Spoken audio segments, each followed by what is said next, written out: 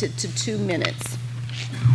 Also, as a courtesy to everyone, I ask that you please turn off your cell phones now. Thank you. At this time, I would like Dr. Erica Calais to call the roll. Dr. Jim Henderson. Here. Miss Elizabeth Pierre. Here. Dr. Chris Broadhurst. Here. Mr. Ricky Burke. Here. Mr. Bill Chauvin. Dr. Jimmy Clark. Here. Dr. Tammy Griffin Major. Miss Susan Hass. Here. Mr. Sonny Lee. Here. Ms. Joe Leatherman. Present. Ms. Becky Mackey. Ms. Judy Morse. Mr. Brandon Mott. Here. Mr. Al Perkins. Mr. Dana Peterson. Here. Mr. Virgil Robinson. Here. Mr. Mark Romero. Here. Mr. Bobby Savoy. Here. Mr. Gary Solomon. Here. Mr. Brad Stevens. Here. Ms. Julie Stokes. Ms. Bailey Willis. Thank you. We have a quorum. Thank you, Dr. Calais. As you may recall, members of the search committee from our time on campus back in February, but I would like to take a couple minutes for the members to introduce themselves. Let's start with Mr. Brendan Mott, UNO's SGA president.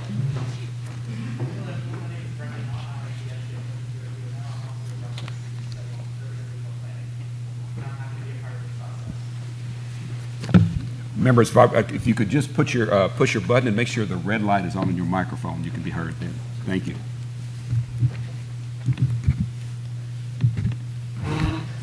Good afternoon. My name is Ricky Burke, and I'm here representing the UNO Alumni Association. I'm currently president of the Alumni Association, and like Brendan, I'm pleased to be here. Thank you. Good afternoon. I'm Becky Mackey. I am a UNO graduate, past president of the Alumni Association, currently working on the foundation board, and I have also worked in public-private partnerships with the University of New Orleans as well. Good morning. Dr. Tammy Griffin Major, Chief Operating Officer at Algiers Charter School, but also here as a community member. Hello, my name is Vivian Lee. I go by Sonny. I also graduated from the University of New Orleans 2006 and founder and CEO of Son of a Saint, a mentorship program for boys who lost their fathers to violence and long-term incarceration. My name is Bobby Savoy. I'm a PhD from UNO, actually in 2009 at the age of 51, and at the College of Engineering, named the Dr. Robert A. Savoy College of Engineering, and I am co-chair of our capital campaign with Gary Solomon. Good morning, my name is Bailey Willis. I am the SGA president at Northwestern State University. I'm a senior secondary education major, and I'm the student board member for the Louisiana system. Hi, I'm Julie Stokes. I am a former UNO student and alum. I graduated in '92 in accounting, and I spent some time in the Louisiana legislature, and coming out of that have started a group called Elevate Louisiana, of which I am the founder and CEO. And we concentrate on working together as women to lift up good policy in Louisiana. And I'm on the UL Board of Supervisors, and glad to be here at such an important time as this. Thanks. Good afternoon. I'm Jimmy Clark. I serve and function as the vice chair of the Board of Supervisors. I've been on the board for about 5 years now. Reside in Lafayette, Louisiana. Have spent all of my life in post-secondary education circumstances, either on a campus at a board level and now as a consultant working with states around the country.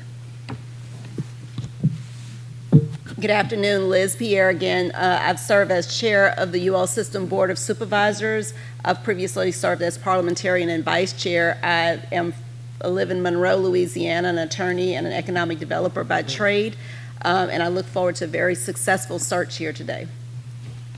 Hi, I'm Jim Henderson. I'm the president and CEO of the University of Louisiana system. It was very It's brief. very brief. You'll hear a lot more from me about it. You'll be tired of it before the day is over, I I know promise. that. Brad Stevens, I live in Hammond. I'm on the UL System Board. This is my third year. I currently serve as parliamentarian, and I'm an attorney, and looking forward to going through this process with you all. I'm Mark Romero. I'm University of Louisiana System Board member. I've been on the board for 11 years. I'm certainly anxious to work through and interview candidates to make the right selection for the future leadership of UNO. I'm originally from New Iberia. I'm in the commercial insurance business, and I've been a lifelong native of Louisiana. Dana Peterson, UL System Board of Supervisors. I am the CEO of New Schools for New Orleans, a nonprofit in the city that supports public schools. I'm Virgil Robinson, a member of the UL Board of Supervisors. I've served on the board now for 11 years, and I am a native New Orleanian, retired banker, and I'm looking forward to the interaction with the individuals who are applying for this prestigious position today. Good afternoon. I'm Joe Leatherman, UL Systems Board of Supervisors, native of Baton Rouge. This is my second year of service on the board. I am a registered nurse by trade and a doctor of nursing practice student at Georgetown University. Hi, everybody. I'm Susan Hess, surely the oldest person in this room. I graduated from LSUNO in 1967 and went back again in the 90s for an MBA. I was on the UNO Foundation Board for 35 years, and this is my third search for a president or chancellor of UNO. I'm glad to be here. Thanks. I am Chris Broaders. I'm a faculty member at UNO and also the campus representative to the search committee. I'm Gary Solomon, graduate in 1979. Have had the honor of serving on search committees here before and look forward to it. Thank you. Okay, thank you, committee members. At this time, I will turn our meeting over to our committee chair, Dr. Jim Henderson. Thank you.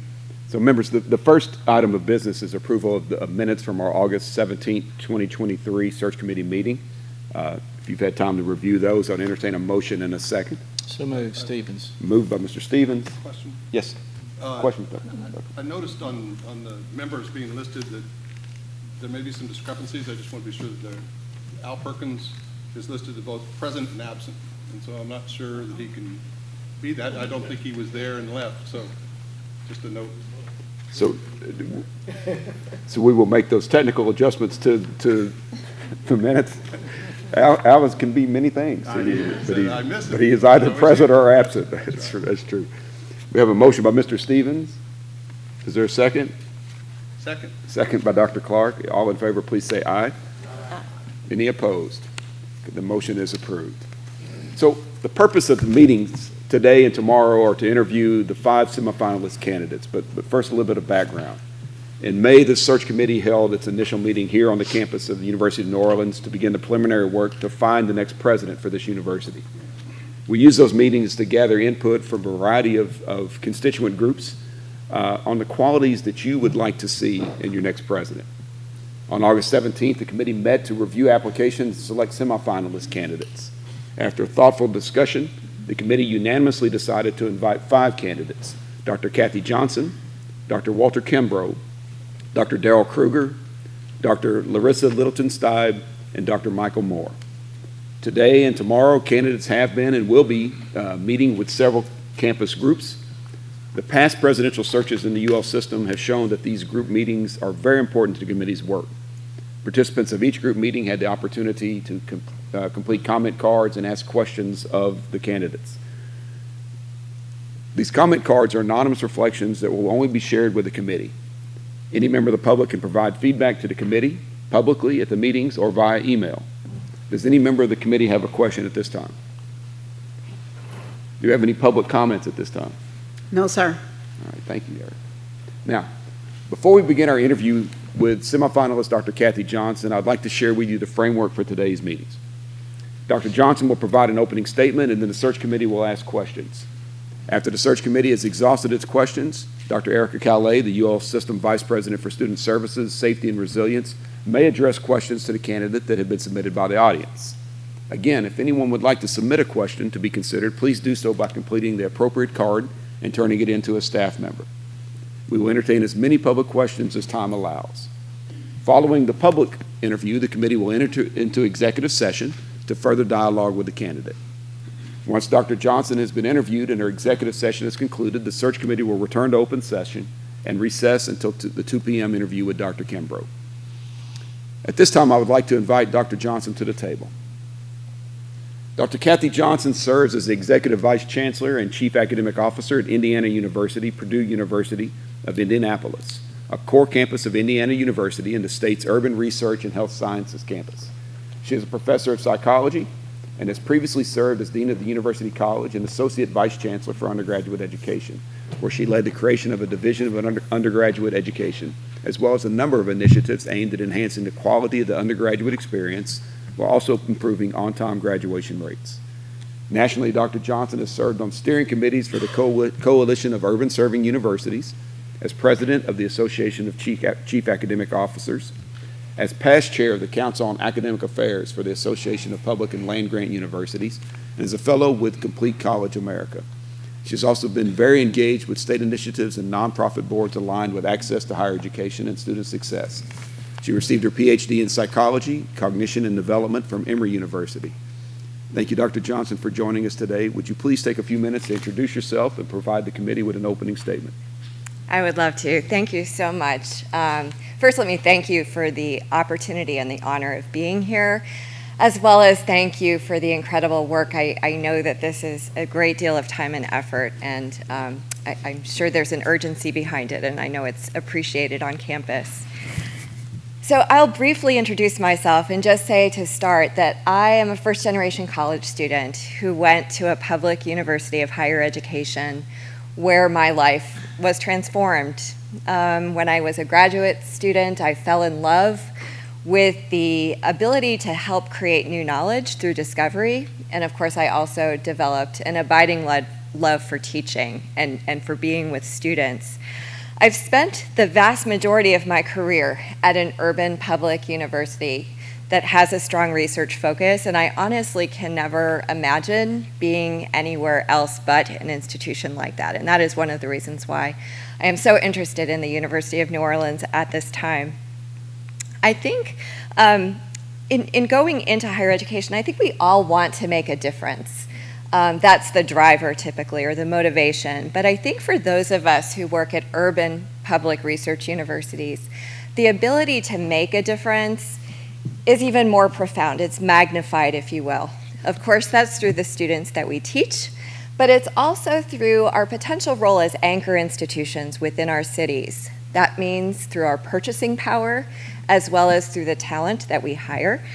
And I think in the very best ways, urban research universities help their communities to hopefully solve some of their most vexing challenges through the scholarly expertise of our faculty, through the energy and creativity of our students.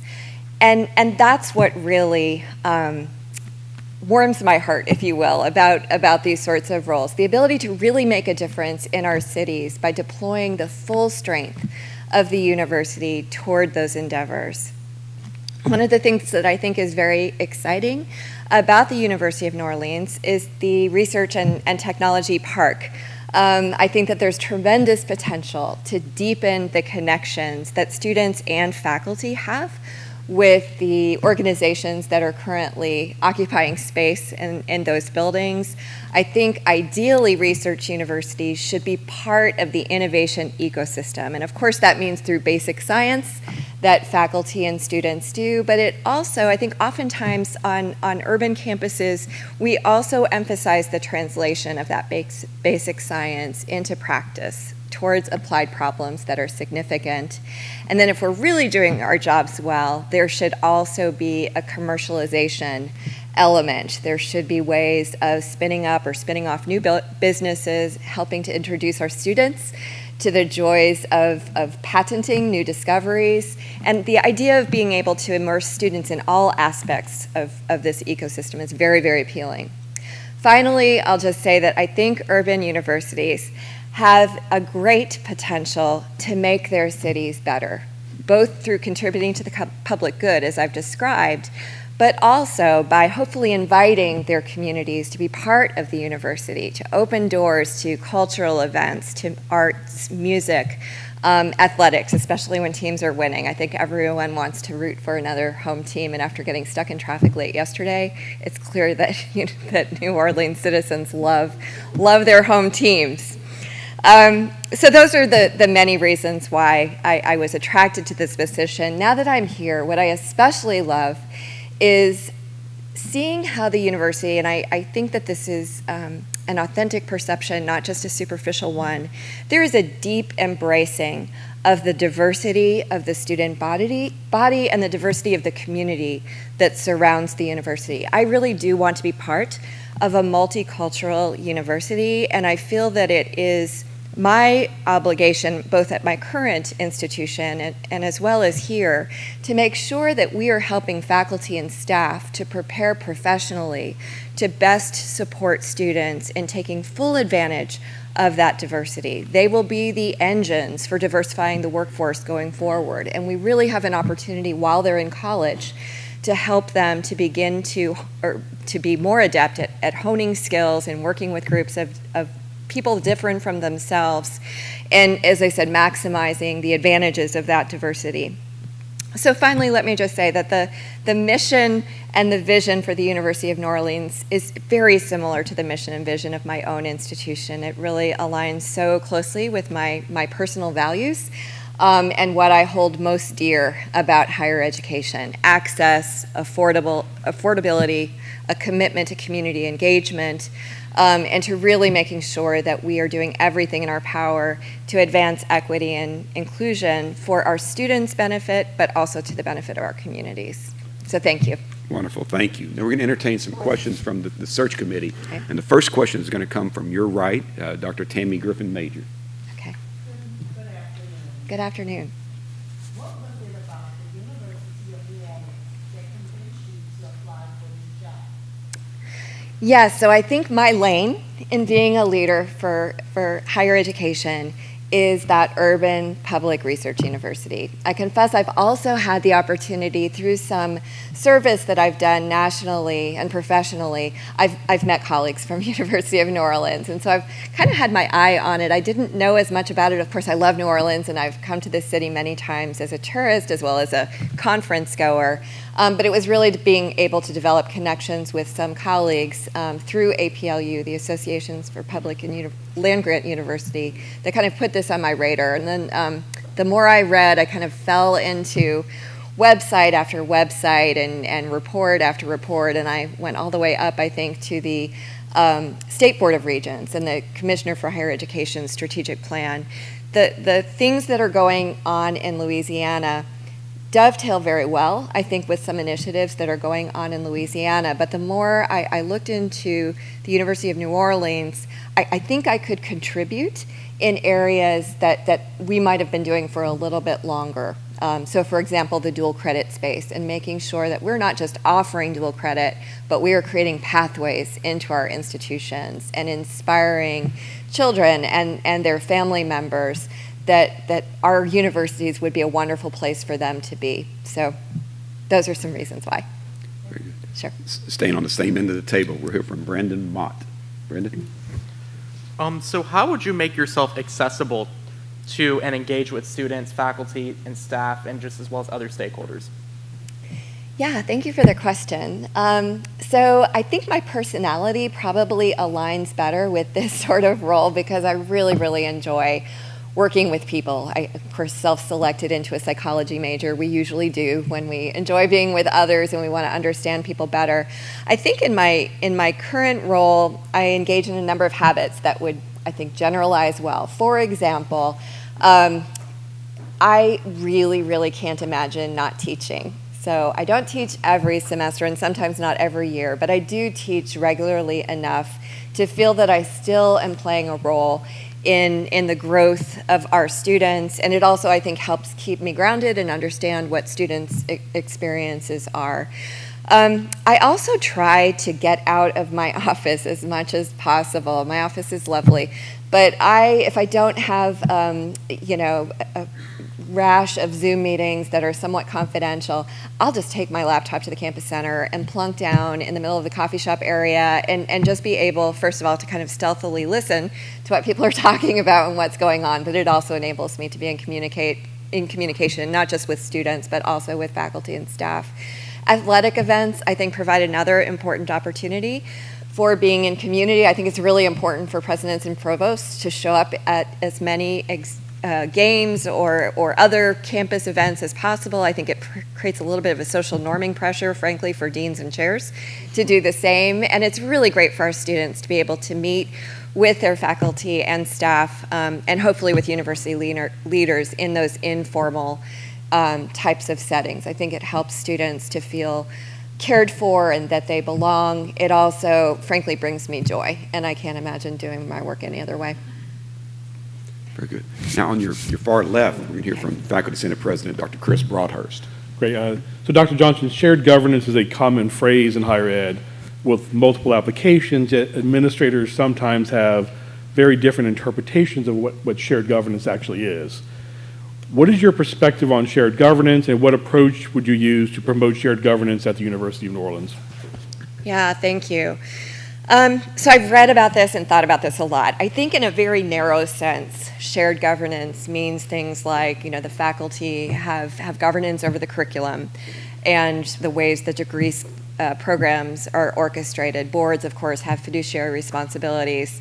But quite honestly, in my various roles I've had as a leader, I try to expand that umbrella as much as possible, because I think that when multiple constituencies are engaged, and when I say multiple constituencies, I mean not just faculty council or faculty governance, but also staff council, student council, alumni associations.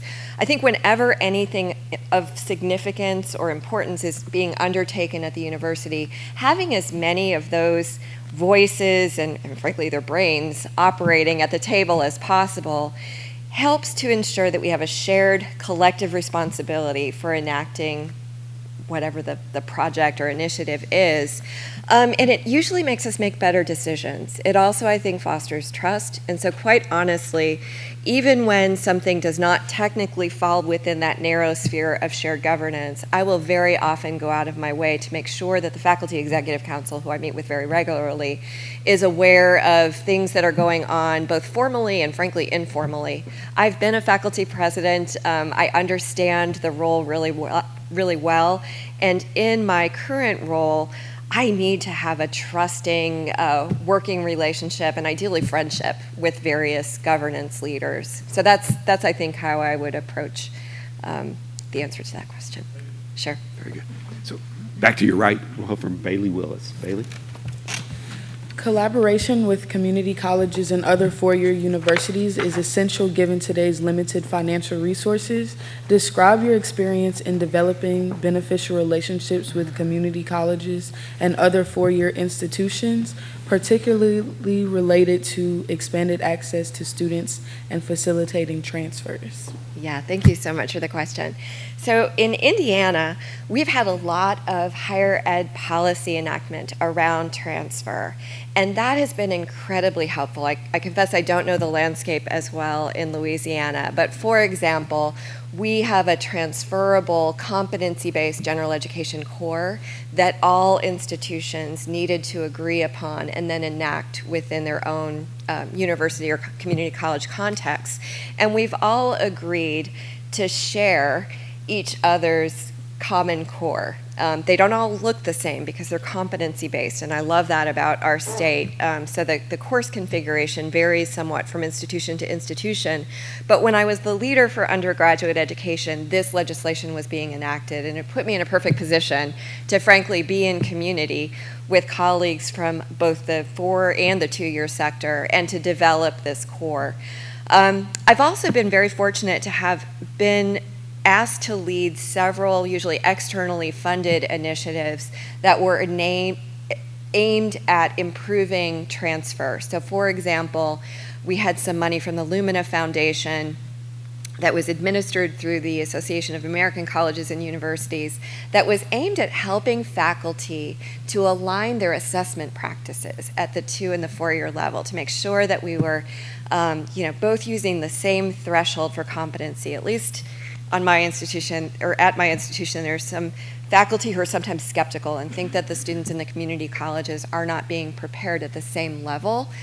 What I love about this project was that we were actually able to engage faculty in, while blinded, not literally, but just not knowing where the students were from, engage in some assessment. And it was absolutely impossible for them to tell which type of institution the students came from. There was a great deal of improved understanding of each other's work. And I think that work in the faculty and the curricular side is always going to be important. Most recently, we've had some funding or some support from the Aspen Institute and ASCU, which is, sorry, we have so many acronyms in higher education. ASCU is the Association for American State Colleges and Universities. We had a project focused on improving equity in transfer with our local community college partner, with whom we actually have a shared office that we call Passport. We also have some data infrastructure that we share. But in this year-long process, basically we identified new ways of partnering. And one of the ones that I'm most excited about that's underway right now, it'll be launched in the fall, is we actually have a true, deep dual admissions program. We've always said that we did that, but what this dual admissions program is going to allow us to do is to enter the students from the community college into our own data systems, especially our advising systems, so that we will be able to nudge and check in on, through our own professional advising staff, how students are doing and really help to make sure that they don't fall off path. We actually do more, I know you asked me about both 4 and 2-year. I think we do probably far more partnerships of this sort with the 2-year sector. But I'll just say that on the 4-year side, I have just on my own gathered the provosts from those institutions on a quarterly basis just to share information about how things are going. And we're much bigger than all of the other institutions. And so what that has enabled us to do is to share some of our resources with others. So quick 2 examples, our diversity speaker series that we host every year, always in a gigantic room with plenty of room for others. And we routinely ask colleagues from the other 4-year institutions to share invitations to that.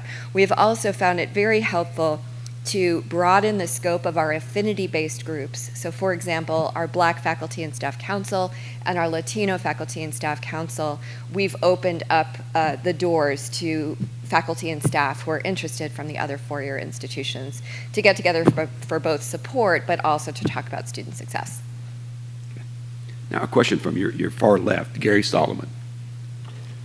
There are already some existing partnerships and initiatives, programs, connections with UNO and the industry. These can be used to meet industry needs, expand enrollment, and maybe even increase private revenue. Can you talk to some of your experience with these types of partnerships? Yes, so I've worked primarily in Indiana with the workforce intermediaries rather than directly with specific businesses. All of the deans have their own advisory councils that very often involve business leaders. So I have both been advised and found it more productive to work with the umbrella organizations that are aimed of aligning business needs with opportunities at the university. Most of these, quite honestly, have been around STEM and STEM workforce development, so talking about businesses with respect to paid internships that students might have in order to navigate to and through college and hopefully into a position that's of interest to the student and of benefit to the company. We've also been fortunate to have a district open just on the edge of campus called 16 Tech. The 16 Tech district is really intended to launch startups and to support, again, sort of the STEM and biosciences ecosystem for Indianapolis. And so we've had the opportunity to offer courses in 16 Tech, so some of our faculty have gone on to teach courses in design thinking or entrepreneurship. It's also, honestly, a space that we regularly use. We try to get groups over into 16 Tech so that we can expose visitors to the campus to this facility. And finally, of course, it's a thriving hub for students that are interested in internships and service learning and the like. So that's a more recent example. And from your right, Ricky Burke with a question. Hi. I'm sure you've heard a lot about the budget challenges across the board in higher education. It will be crucial for the next president to have a deep knowledge and ability to manage the budgets and to prioritize expenses, and also to find new revenue sources. Please talk about your experience in this area. Yeah, thank you for the question. So I've had the great opportunity to work with two really outstanding CFOs, and I have learned a lot about different budgeting models in higher education. My institution uses something called responsible-centered management, or responsibility-centered management. We call it RCM for short. But we're in the process of shifting into more of an incentive-based, kind of a hybrid model where more money than typically is the case is held back centrally for strategic initiatives, both at the university level as well as the campus level. Because of RCM and the transparency that it ideally needs in order to work well, what I've appreciated a lot about it is the shared understanding of finances with our deans as well as with our department chairs and other campus leaders. It also helps, I think, foster trust and entrepreneurship. I think there's a rumor or a myth that RCM fosters hyper competition across schools, but when I think it's managed well, it actually creates an environmental pressure for collaboration, for deans to come up with new programs that are win-wins for multiple units. So I'll say that it's very difficult to implement a budgeting model like this when you're not at least stable. It's easiest when you're growing. It would be difficult to, I think, do that right now at the University of New Orleans because the need so desperately is to generate revenue or to find increased savings. So I'll just say, let me say a few things on the increased savings side, and then I'll shift over to revenues if that's okay. In terms of savings, I've really learned a great deal from being part of Indiana University about the potential advantages of shared services. So we started a number of years ago with back office functions related to student records, to purchasing, to human resources. More recently, that's morphed into a greater number of offices, such as communications is now centralized. And I think that when one goes through that process, you have to sort of take account of every single business process and think afresh about whether it's needed at all, whether it's needed on the ground to be sort of a people-facing service delivered through the campus, or whether it could be moved to a back office or perhaps online in order to create efficiencies and to save money. So shared services, I think, has tremendous potential in terms of helping us to think differently about savings. The other thing that I'm really excited about right now, although it's early days, is that I do think generative AI is going to have a significant, probably transformative, life-altering, I'm trying to not go into hyperbole, but it's going to be a really big disruptor of how higher education works. I think some of that might have advantages for students because of the implications for teaching and learning, but I think there also are ways that we might be able to do our jobs more efficiently with fewer resources by taking advantage of some of these very rapidly evolving tools. On the revenue side, I think that there's tremendous opportunity to look afresh at a strategic enrollment management plan for the University of New Orleans. I would want to know how we're currently leveraging our financial aid dollars, whether they be institutional aid, state aid, or private dollars. I would want to make sure that we are making the most data-informed, potentially impactful decisions possible with financial aid. I also think that there's some problems with retention. Frankly, if we could help more students earlier on in the pathway to college decide they're going to be college students sooner, and if we could do a better job of retaining the students that we've already admitted, that's going to be very, very helpful with our revenues. Finally, I'll just say that I think any urban public research university has tremendous potential for being everywhere in the city that it might be able to provide help and support through different sorts of credentials. We know that, with this economy, with various economies changing so rapidly, there's going to be a need for skilling up or shifting roles among adults who might already have degrees or might have some college but no degree.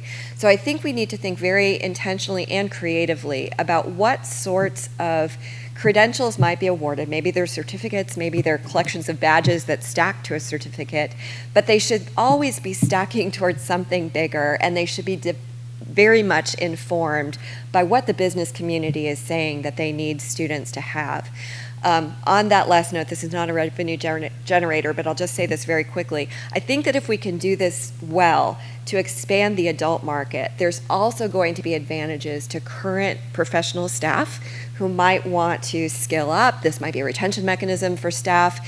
And finally, I think it's going to be increasingly normative that even undergraduates, as they complete a degree, it's also going to be helpful for them to have another kind of credential that helps employers to see that they actually have acquired competencies in areas that might not necessarily fit the stereotype of a particular major. And I drifted a little bit, but wanted to squeeze that in. Thank you for the question. Very good. Staying on that end of the table, we'll hear a question from Sunny Lee. Yes, thank you for your time. Thank you. What are your thoughts about how to balance the priorities of academics and athletics at the university? And also, how much time did you spend in New Orleans educating before research? Yeah.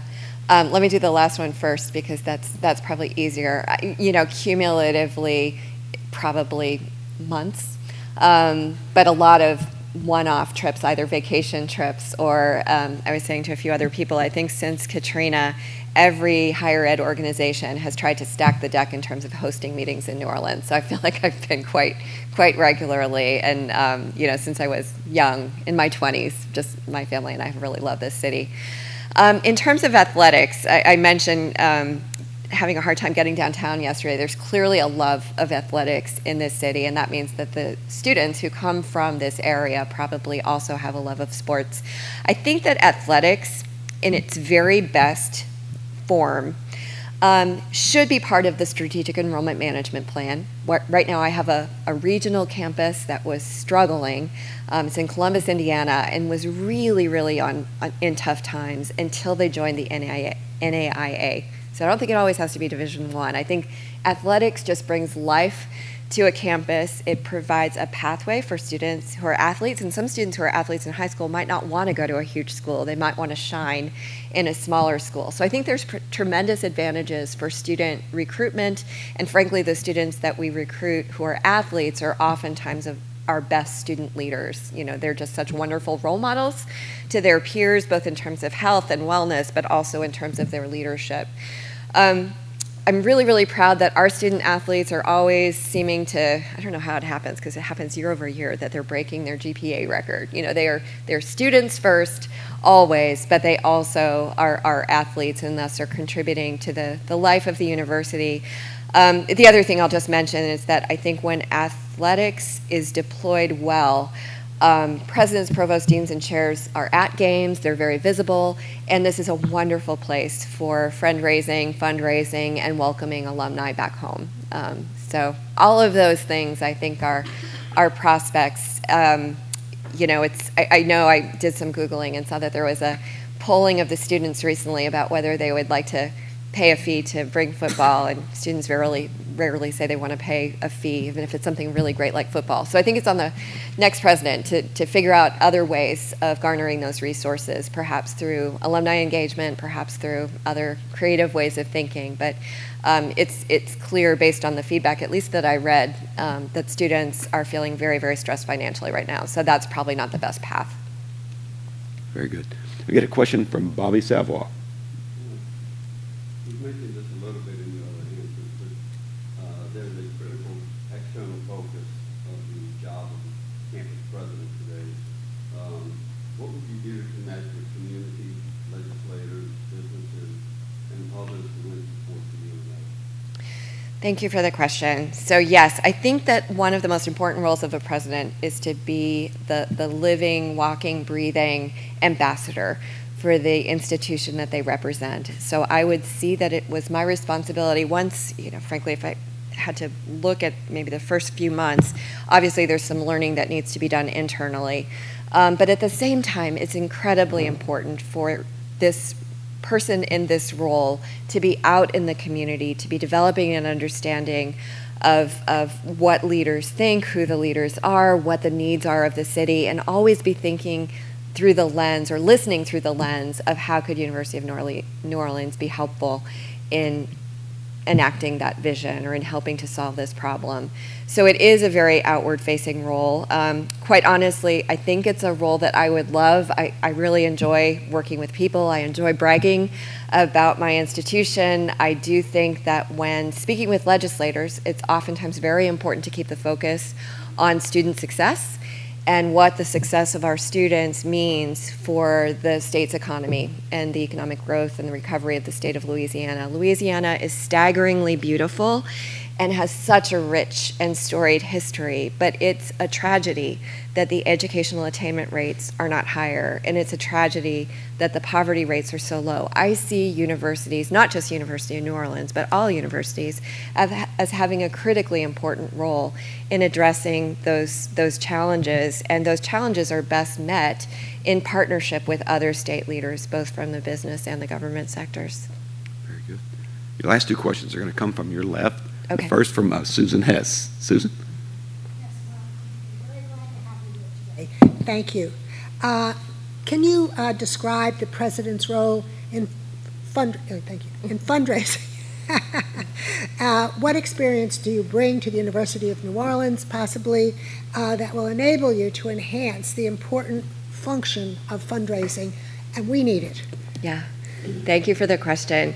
So I am so fortunate to be literally one story above in my building, the Lilly Family School of Philanthropy. I took it for granted until I became a leader, and I have realized how important it is not just to understand how fundraising operations should work, but what I love about the Lilly School is that they have delved into the social sciences, the arts, and the humanities behind donor thinking, and the importance of fundraising for the public good, quite honestly.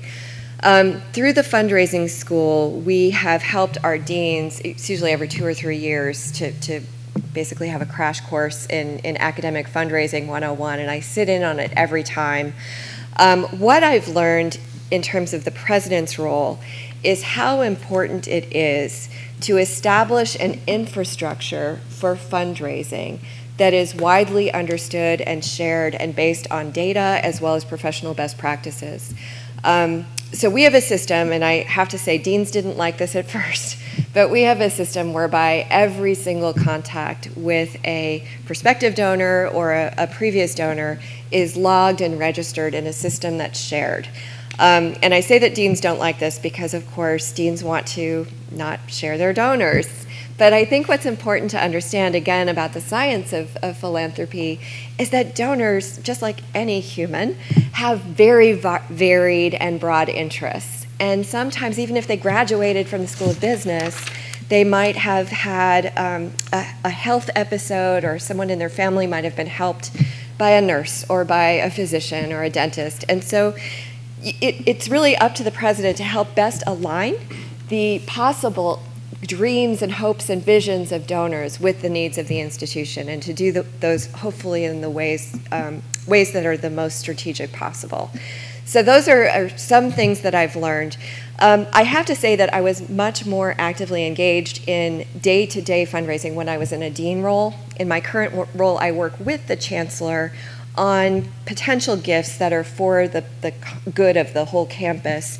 But we've had some transition. We're on our second interim chancellor, and there's a search going on right now.